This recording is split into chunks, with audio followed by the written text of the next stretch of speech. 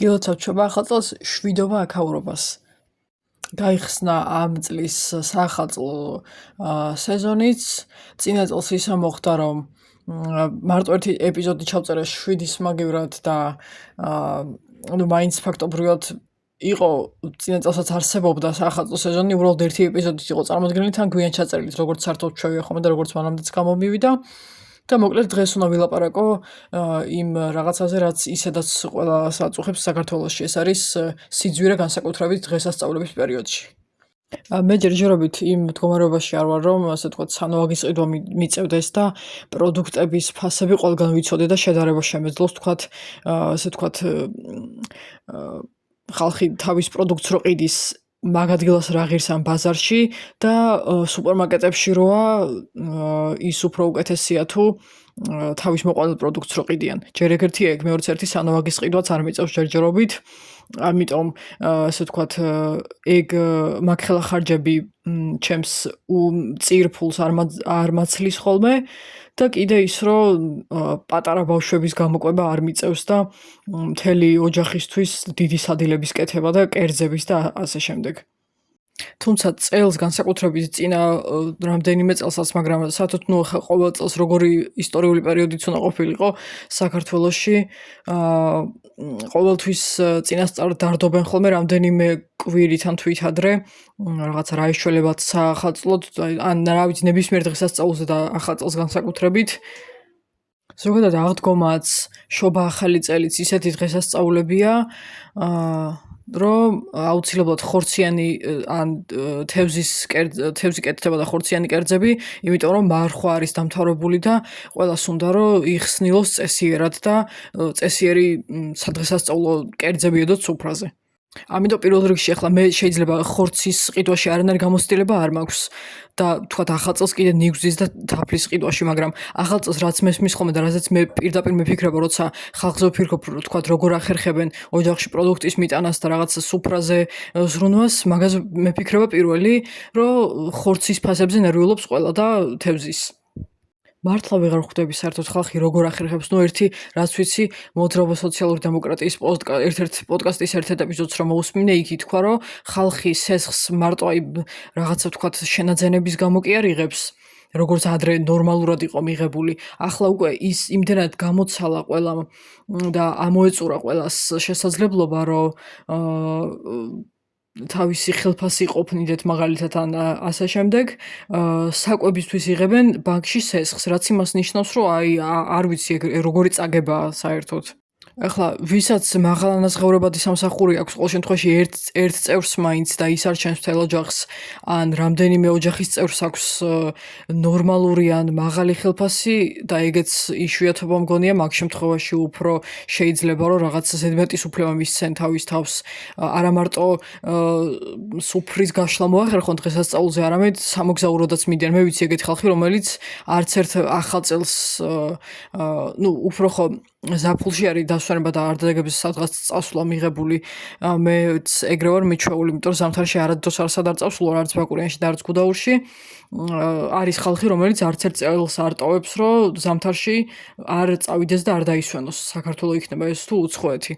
აი დანარჩენების დაბალი საშუალო კლასი და სოციალურად დაუცველები და დევნილები საერთოდ ვერ წარმომიდგენია, როგორ ახერხებენ ან რა ხდება ამ ოჯახებში დღესასწაულებზე და ახლა მით უმეტეს ისედაც ცუდად იყო მაგ ხრივ საქმე და იყო ამ ბოლო წლებში პოტენციალი, რომ მეტი ყურადღება გამახვილებული იყო ამ ყველაფერზე და რაღაც ჰუმანიზება მომხდარიყო და ესენი ადგენენ და პირდაპირ ამ ხალხის, არ ვიცი, სამშობლოს მტრად გამოცხადება დაიწყეს და უკვე ვინც უკმაყოფილებას აფიქსირებს რამეზე, კლასს აღარ აქვს მნიშვნელობა, აბსოლუტურად ყველას მიუთითებენ კარისკენ და რასაც ქვია აძევებენ ქვეყნიდან. და რაღაცა აი წინა პოდკასტებშიც ვლაპარაკობდი, ახალი სტანდარტი და ის შექმნეს, მორალური წესები გადაწერეს საერთოდ და ახლა ვალდებული ხარ, რომ არ გაბედო არაფერი ცუდის თქმა და უკმაყოფილების და პრეტენზიის ზოგადად, მარტო ის კი არა, მთავრობა არ ახსენო, ზოგადად ისედაც არც უნდა გაბედო, რომ რამე გაწუხებდეს და რომელიღაც ისტორიულ პერიოდს მაგონებს ეგ ყველაფერი. და თან როგორმე ისე უნდა მოახერხო, რომ თვითონვე გამდიდრდე ისე რომ მთავრობა არ შეაწუხო და მარტო ესე ვთქვათ, მდიდრები და აი მაქსიმალურად გოიმური და ძვირი რაღაცები რომ მოსწონთ, აი ესეთი უნდა გახდეს ყველა, ეს რაღაც ახალი სტანდარტი ჩამოყალიბდა და თუ არა და არ მოერიდებათ იმის თქმა, რომ ღირსი ხარ შიმშილით სიკვდილის. ისიც ყველამ ვიცით და ვერავინ ვერ გაბედავს მაგის უარყოფას, რომ უამრავი უსახლკარო ადამიანია ქუჩაში და ვერც ასეთი ადამიანების ცხოვრებაში რა ხდება და ვინ ეხმარება, სად, ანუ მარტო დღესასწაულზე არც არის აქ ზოგადად ვლაპარაკობ, საერთოდ როგორ ახერხებენ, მით უმეტეს ესეთ ყინვაში გადარჩენას მე მაგალითად, რა ვიცი, 5 წუთითაც რო გავიდე აივანზე, იმდენად მეყინება ხელები.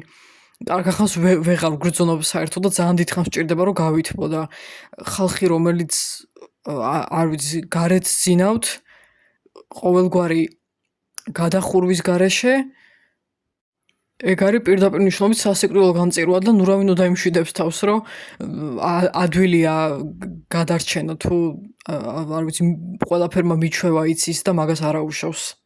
ზოგადად ისე, ნუ ფასებზე და სიძვირეზე ვლაპარაკობდი, მაგრამ მოდი ერთი რაღაცაც აუცილებლად ვთქვათ, რაც აუცილებლად ხაზგასასმელია. ადრე ხშირად ვიცოდით ყველა უფროსმაც და ბავშვმაც.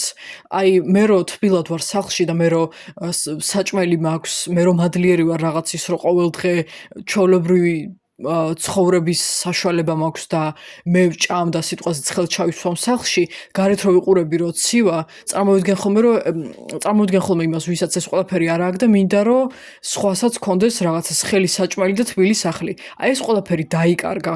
თუ შეატყვეთ და გარშემო რომ მიმოიხედოთ და ნარატივებს მოусმინოთ, ძარცველი ოლიგარქები რა პატიოსნები არიან, როგორი პატიოსნებით იშოვეს მილიონები და უნდა არ ვიცი პირდაპირ უკვე მოითხოვენ, რომ უბრალოდ არ გაინტერესებდეს კი არა, უნდა გაინტერესებდეს და თან აქებდე კიდევაც და ხოტბას ასხამდე.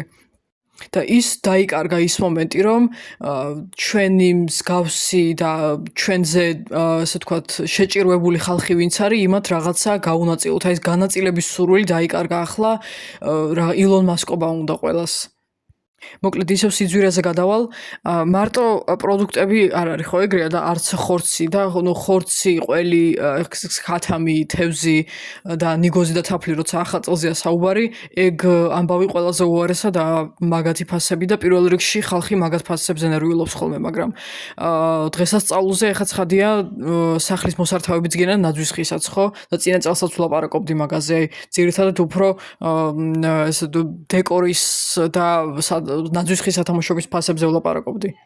და ცოტა ხნის წინ შევედი კიდე ბიბლუსში, ნაძვის ხის სათამაშოები არ მჭირდებოდა, სხვა რაღაც უნდა მეყიდა, მაგრამ გადავათვალიერე ნაძვის ხის სათამაშოები და ზოგადად მე ვყიდულობ თუ არა და ზოგადად ნაძვის ხის სათამაშო ძალიან იშვიათად მაქვს ნაყიდი, სულ რამდენიმე წელი ცხოვრებაში, იმიტომ რომ რაღაცნაირად ისე ხდება ხოლმე, რომ ეხლა მთავარი მყიდველი ნაძვის ხის სათამაშოების არ ვარ და თან თუ იყიდი ესა თითო ძვირიანი უნდა იყიდო მაშინ თუ არა და ნაკრებში რა ხო და მოკლედ რაც გადავათვალიერე ჯერ ერთი პატარა ზომის და უბრალო სათამაშოებიც კი ღირს ძვირი ერთჯერ აი რაღაცა ლამისუნ მაგისთვის ცალკე უნდა შეკრიბა ფული და ისე იყიდო.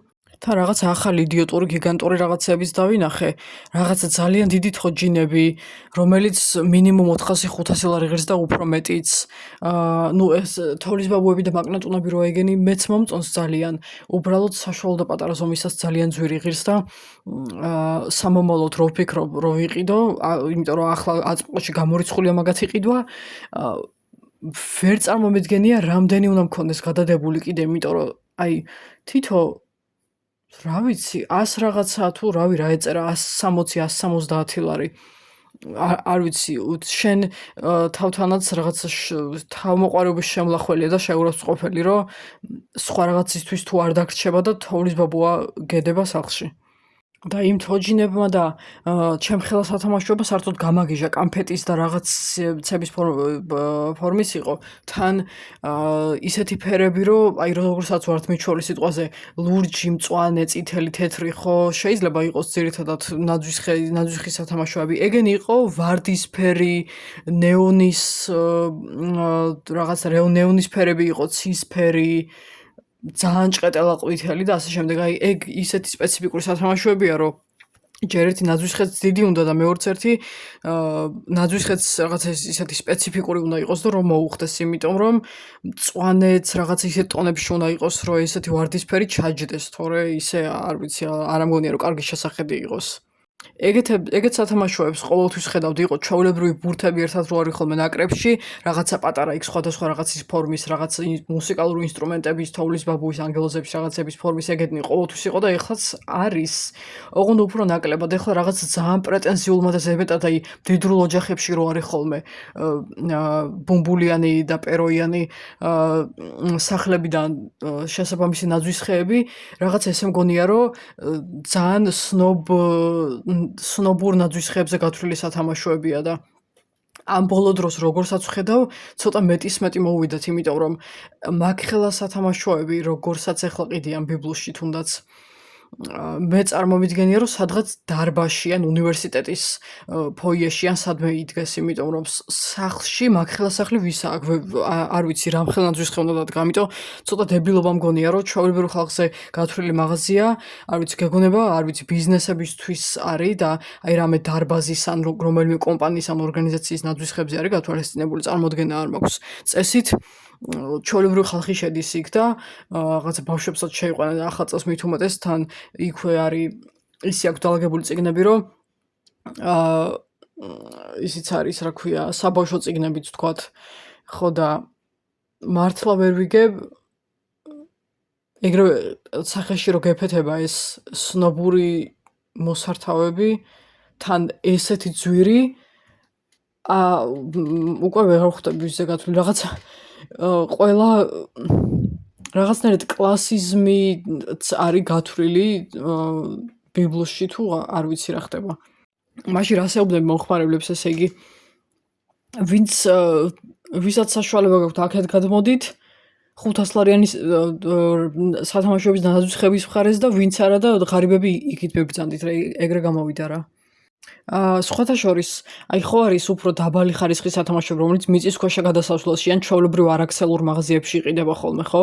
სათამაშოები, წვიმები და რაღაცა ისეთი რისი წელიც მოდის იმ ცხოველის ბუმბულა სათამაშოები და ესეთი რაღაცები. მიუხედავად იმისა, რომ ვიღაცა ჭინჭებს დაუძახებდა მაგას და ნუ ხშირად არის ხოლმე დაბალი ხარისხის უფრო ვიდრე ქსელურ მაღაზიებში რაც იყიდება და უფრო იაფია, აი ვგიჟდები ეგეთ სათამაშოებზე, აი რამდენი ხანი უნდა დამაყენო, რომ მომბეზრდეს მაგ ყველაფრის თვალიერება, აი ამ დიდრული სათამაშოების თვალიერება და ჩამოვლა მით უმეტეს ფასებსაც რომ მოუკრავ თვალს არ მსიამოვნებს. თან ყველაფერი რაღაცნაირად არის მინის, ხო და ჩვეულებრივ მაღაზიებში და მიწისქვეშა გადასასვლელებში შეგიძლია რომ პლასტმასის სათამაშოები ნახო ყველა. ზოგს მაგათგანაც ისეთი ჭყეტელაფერები ან ცოტა უგემოვნო დიზაინი აქვს ხოლმე და ეხლა რომ შევათვალიე რომ ყველას არ ვიყიდდი და ყველას არ ჩამოვკიდებდი ნაძვის ხეზე და არ გავაფორმებდი, მაგრამ აი სხვები რო რთავენ ძველი სათამაშოებით ან რაღაცა აი თლად ერთი და იგივე დროიდან რო არ არის, აი ძველი და ახალი სათამაშოები რო ერთადაა და ესეთი უბრალო, აი 80-იანებში და 90-იანებში როგორც აწყობდნენ ხოლმე ნაძვის ხებს, ესე რო გამოიყურება და სხვების აწყობას რო ხედავ, გიჟდები მართლა პინტერესტზეც ამ ბოლო დროს ვიპოვე და იმდენს ვათვალიერებ ხოლმე, რომ საერთოდ არ მეზრდება. ისედაც რაღაცა ისტერიკულად მარტო ესთეტიკას და ერთ ან ორ ფერს რომ მიყვები, იმიტომ რომ გეშინია შემთხვევით რაღაცა სოციალურ მედიის სტანდარტს არ გადააბიჯო, არანორმალური მგონია და დღესასწაულს ძალიან ჩააშხამებს ხოლმე ეგეთი რაღაცები. კიდე რამდენი რაღაცა საკუთარი თავისთვის რომ რამე იყიდო, სხვების საჩუქრები, მით უმეტეს სამსახურში ან ბავშვი თუ იღებს სკოლაში მონაწილეობას სიკრეტ სანტაში, მაგისთვის საყიდარი საჩუქრები. მე ახლა ყველა ვერ იზამს მაგას და მაგის საშუალება არ ექნება, მაგრამ თუ განსაკუთრებით ლამაზი გინდა რომ გამოვიდეს, შესაფუთი ქაღალდების ყიდვა ცალკე, ან უბრალოდ შეფუთვის ჯიხურებთან რომ მიაქვთ ხოლმე და რომ არ ვიცი რა ღირს. ერთი შემთხვევა კი იყო, მეც რო შევაფუთინე საჩუქრები, ოღონდ რა გადავიხადე მართლა არ მახსოვს. თან რამდენიმე წლის წინ იყო და ეხლა ეგ უფრო ძვირი დაჯდებოდა. როგორც შავ პარასკევზე მე ესე მგონია, რომ ახალ წელსაც ყალბი ფასდაკლებებია და იმის მიუხედავად, რომ დღესასწაულია კი არ იაფდება რაღაცები და კი არ აკლდება წესიარად ფასი, რომ ყველაფრისთვის გეყოს ფული, მე მგონი პირიქით უფრო ემატება. ბოლო დროს განსაკუთრებით თან რაც სამოქალაქო ორგანიზაციებში ჩავერთე, სამოქალაქო მოძრაობებში, რაც უკეთესი წყაროები ვნახე და სტატისტიკა. რაც უფრო უკეთ გავიგე საქართველოში ხალხს რაზე აქვს ხელმისაწვდომობა ოჯახებს, ვის რისი საშუალება აქვს.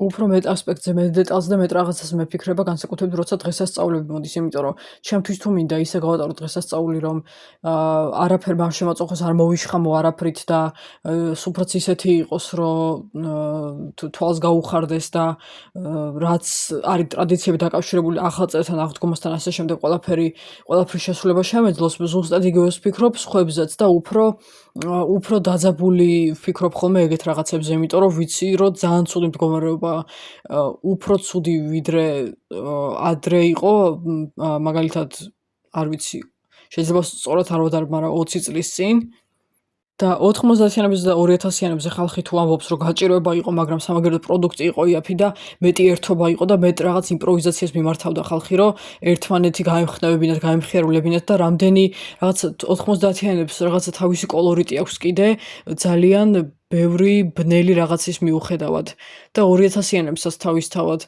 და ახლა ეგ ყველაფერი გარეცხა და წაშალა ზედმეტი სოციალურ მედიის ზედმეტმა მოხმარებამ, ცუდმა ტრენდებმა და მდიდრების გაფეტიშებამ რა.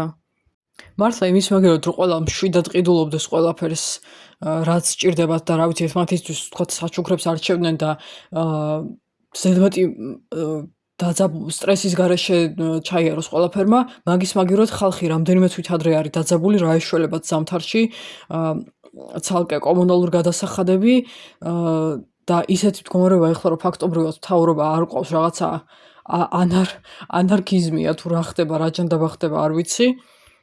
აი თითქოს ადრე გატყუებდნენ მაინც, რომ ვიღაცისთვის დახმარების თხოვნა შეგეძლო და ვიღაცისთვის პასუხის მოთხოვნა ლეგიტიმურად და ახლა დადასტურებულად იცი, რომ ყველას ფეხზე კიდი ხარ.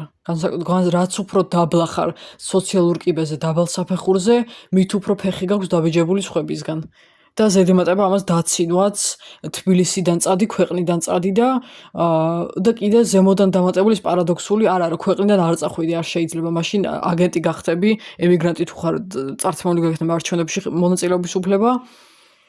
და რა გინდა უცხოეთში, როცა აქ აკლდები ქვეყანას, თუ აქ არ მსახურობ და არ სწავლობ და ბარემ იმისთვის შეგიზღუდავთ რაღაცა სკოლაში 12 კლასს და უნივერსიტეტებში არჩევანს, რომ აქ დარჩე და არ წახვიდე. აი უკვე ვეღარ გაგიგია რა გააკეთო რა. და განსაკუთრებით იმათ არის ახალწლებად და დღესასწაულებად, ვისი ოჯახის წევრებიც უკანონოდ არიან დაპატიმრებული. არ ვიცი რა დღეში უნდა იყვნენ ეგ ხალხი მაგათ ოჯახებში რა ხდება. ზემდგომებს ნახდად არ აინტერესებთ. მაგრამ ნუ იმედია ისეთი წელი იქნება და ზოგადად ისეთი დრო დადგება საქართველოში, როცა ყველას ესეთ ელემენტარულ რაღაცებზე, გადასახადებზე, საკვებზე, სახლზე არავის აღარ მოუწევს დარდი და უფრო მეტი თვითგანვითარების საშუალებაც ექნება ყველას და ესე ტოტალიტარულად და ავტორიტარული რეჟიმით არ ვიქნებით შეზღუდულები და არავინ არ დაგვიქნევს თით სად შეგვიძლია წასვლა, სად დარჩენა და ვისთვის ხოტბის შესხმა.